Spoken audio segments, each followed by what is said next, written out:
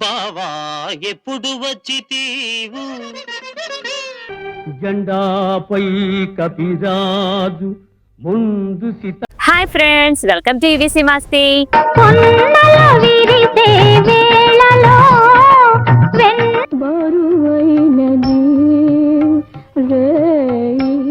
ఇంటి ముందు ఈత చెట్టు కళలు కనటం సులువే, కానీ ఆ కళల సాకారం కోసం అహర్నిశలు శ్రమించడం చాలా కష్టం. ఒకవైపు బాధ్యతాయుతమైన ప్రభుత్వ సంగీత ఉపాధ్యాయురాలిగా విధులు, మరోవైపు కుటుంబాన్ని తీర్చిదిద్దుకునే బాధ్యత. వీటన్నింటికి మించి తనలో ఉన్న గాయనిని ప్రపంచానికి పరిచయం చేయాలనే తీరని తపన.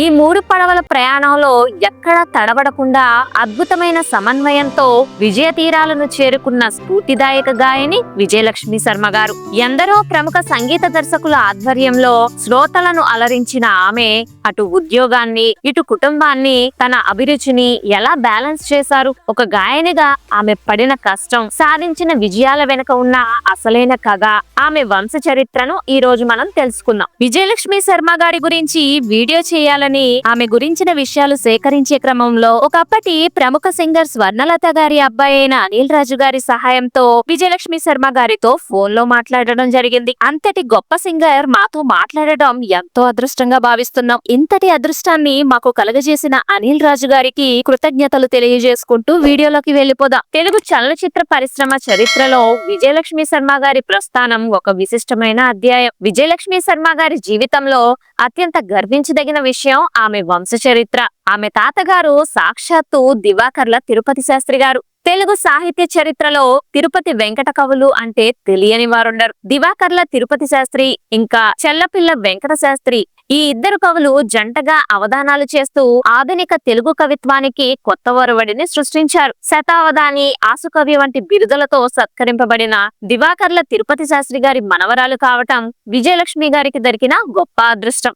బావా ఎప్పుడు వచ్చితివి నీవు, జెండాపై కపిరాజు, ఇప్పటికీ ఇవి తెలుగు ఆంధ్రుడి నోట నుండి వినిపిస్తూనే ఉంటాయి. ఆంధ్ర వాంగ్మయంలో ప్రముఖంగా అష్టావధాన, శతావధాన ప్రక్రియ ప్రారంభించి శ్రీకృష్ణ రాయబారం, నానారాజు సందర్శనం వంటి ఎన్నో గ్రంథాలు రాసి అలనాటి రాజుల చేత గండపెండేరాలు తొలగించుకొని జంట కవులుగా ప్రసిద్ధి చెందిన వారు తిరుపతి కవులు. మీరు కవీంద్రులయుండి మీసాలెందుకు పెంచుతున్నారని ఎవరో అడిగితే, కవిత్వంలో మమ్మల్ని ఎవరైనా గెలిస్తే ఈ మీసాలు తీసి మీ పాదాల మీద పెడతామని సవాలు చేసిన గొప్ప కవీంద్రులు వారు. ఈ వారసత్వం వల్లనే ఆమె ఉచ్చారణలో అంతటి స్పష్టత, భాషపై పట్టు అలవడ్డాయని విశ్లేషకులు భావిస్తూ ఉంటారు. కేవలం సంగీతమే కాకుండా సాహిత్యం పట్ల ఆమెకున్న అవగాహన, ఆమె పాడే ప్రతి పాటలోనూ భావాన్ని పలికించేలా చేశాయి. సంగీతం రక్తంలోనే ఉన్నప్పటికీ దానిని శాస్త్రీయంగా తీర్చిదిద్దుకోవటానికి విజయలక్ష్మి శర్మ గారు కఠోర సాధన చేశారు.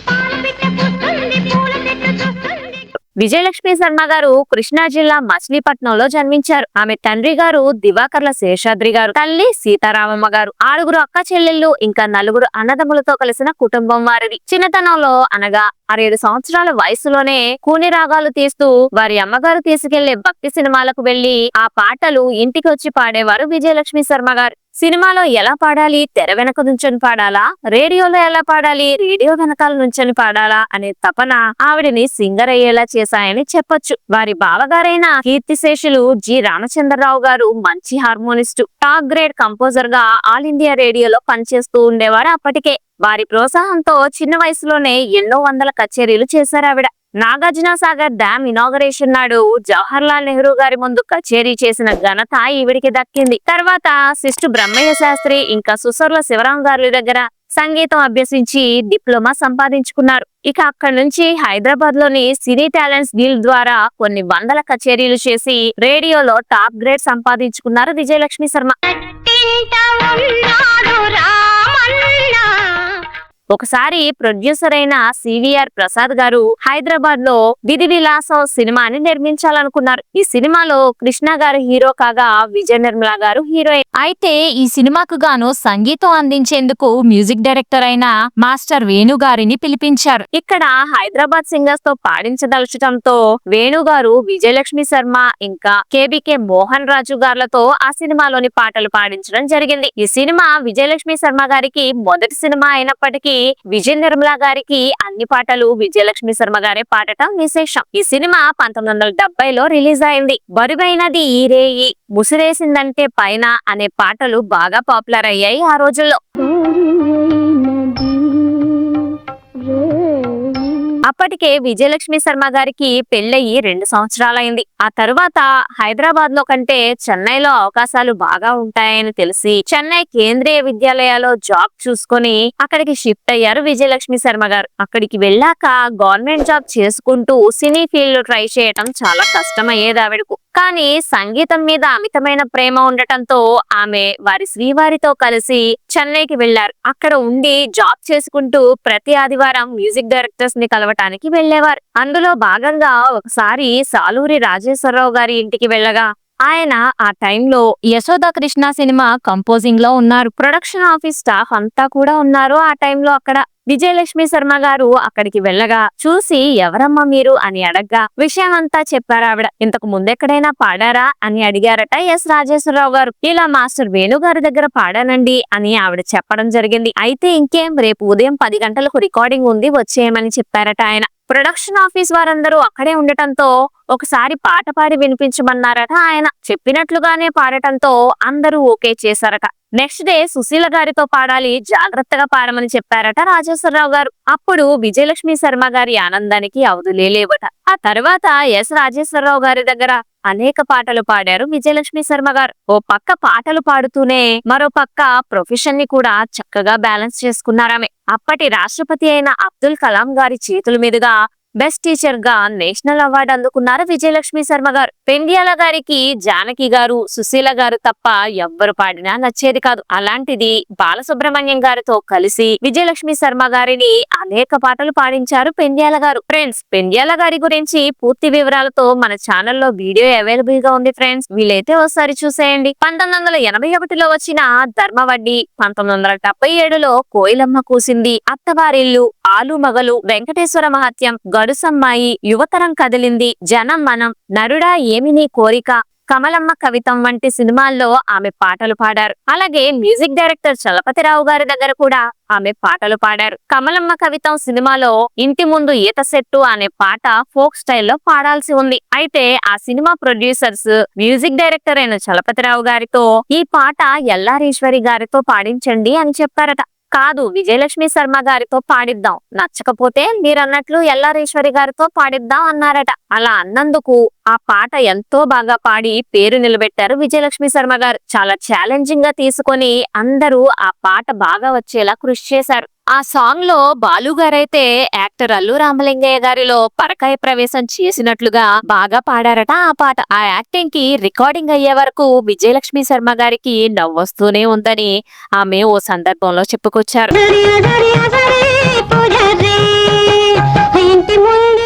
ఈ విధంగా ఎవరికి వారు పెద్ద మ్యూజిక్ డైరెక్టర్స్ దగ్గర పాడావు కదా అని వాయిస్ టెస్ట్ చేయకుండానే పాట పాడే అవకాశం కల్పించారు ఆ రోజుల్లో. సిరిసిరి మువ్వ, శీలానికి శిక్ష, సీతామహాలక్ష్మి వంటి సినిమాల్లో ఆమె పాడుతూ వచ్చారు. కేవి మహదేవన్ గారి దగ్గర కూడా ఆమె అనేక పాటలు పాడారు. మ్యూజిక్ డైరెక్టర్ సత్యం గారి దగ్గర, రమేష్ నాయుడు గారి దగ్గర పాడటం కొంచెం కష్టమని విజయలక్ష్మి శర్మ గారు చెప్పుకొచ్చారు. ఒకసారి ఆదినారాయణరావు గారితో ఒక పాట రికార్డింగ్ లో ఉన్నప్పుడు సత్యం గారు రికార్డింగ్ రూమ్ లోకి వచ్చి ఆదినారాయణరావు గారి దగ్గర పేపర్ ని లాక్కొని నలిపేసి నేలకేసి కొట్టారట. ఇంకొకరైతే రికార్డింగ్ మానేసి వెళ్లిపోయేవారని, ఏదేమైనా మొత్తానికి రికార్డింగ్ బాగా వచ్చిందని విజయలక్ష్మి శర్మ గారు చెప్పుకొచ్చారు. ఈమె భర్త సివిఎస్ శర్మ గారు ఈసీటీవీలో మేనేజర్ గా పనిచేస్తుండేవారు. అలా పనిచేస్తూ ఉండటంతో మ్యూజిక్ డైరెక్టర్స్ అందరి ఇళ్లలో ఈసీటీవీ అమర్చారట ఆయన. అందుకనే ఆయనంటే అందరూ ఎంతో గౌరవంతో చూసేవారు. ఒకసారి ఆదివారం నాడు మ్యూజిక్ డైరెక్టర్ చక్రవర్తి గారిని కలవటానికి వెళ్ళగా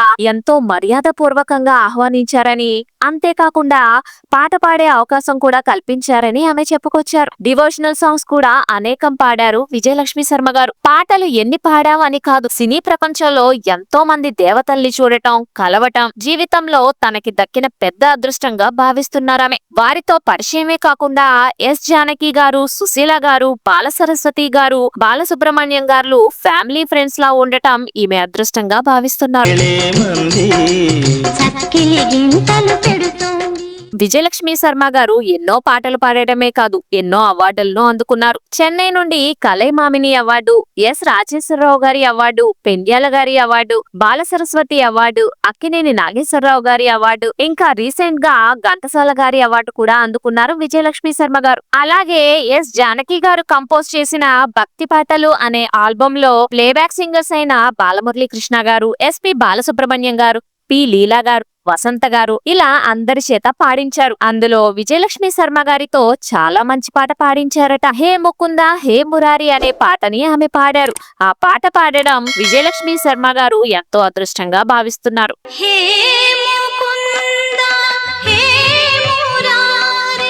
తన సుమధురమైన గాత్రంతో పురుషోత్తమ సాయి గారి దగ్గర కూడా భక్తి గీతాలకు జానపదాలకు ప్రాణం పోసిన ఆమె తెలుగువారి హృదయాల్లో చిరస్థాయిగా నిలిచిపోతారు. ఆమె పాడిన లలితా సహస్రనామం, దేవీ స్తోత్రాలు ప్రతిరోజు ఎందరికో ఆధ్యాత్మిక ప్రశాంతతను పంచుతూనే ఉంటాయి. సంగీత ప్రపంచానికి ఆమె చేసిన సేవలు ఎప్పటికీ మరువలేనివి. ఆమె పాటలు వినిపించినంత కాలం ఆమె పేరు కూడా సంగీత ప్రియుల మదిలో మార్మోగుతూనే ఉంటుంది. ఆమెకు ఒక కుమార్తె శృతి, అల్లుడు రిషి చైతన్య గారు ప్రస్తుతం ఎస్ బ్యాంక్ లో ప్రెసిడెంట్ పదవిలో కొనసాగుతున్నారు. ఆవిడ మనవరాలి పేరు మహి ఆద్రితి. ప్రస్తుతం విజయలక్ష్మి శర్మ గారు కుటుంబంతో సంతోషంగా జీవితాన్ని కొనసాగిస్తున్నారు. సో ఇది ఫ్రెండ్స్ సుప్రసిద్ధ గాయని విజయలక్ష్మి శర్మ గారి ప్రయాణం. విజయలక్ష్మి శర్మ గారు పాడిన పాటల్లో మీకు ఏ పాట బాగా ఇష్టమో కామెంట్స్ లో కామెంట్ చేయండి. అలాగే ఈ వీడియో మీకు నచ్చినట్లయితే లైక్ చేయండి, షేర్ చేయండి. ఇలాంటి మరిన్ని ఆసక్తికరమైన బయోగ్రఫీ వీడియోల కోసం మన యూవీసీ మస్తీ ఛానల్ లో సబ్స్క్రైబ్ చేసుకోవడం మర్చిపోకండి. Thanks for watching friends. జై హింద్.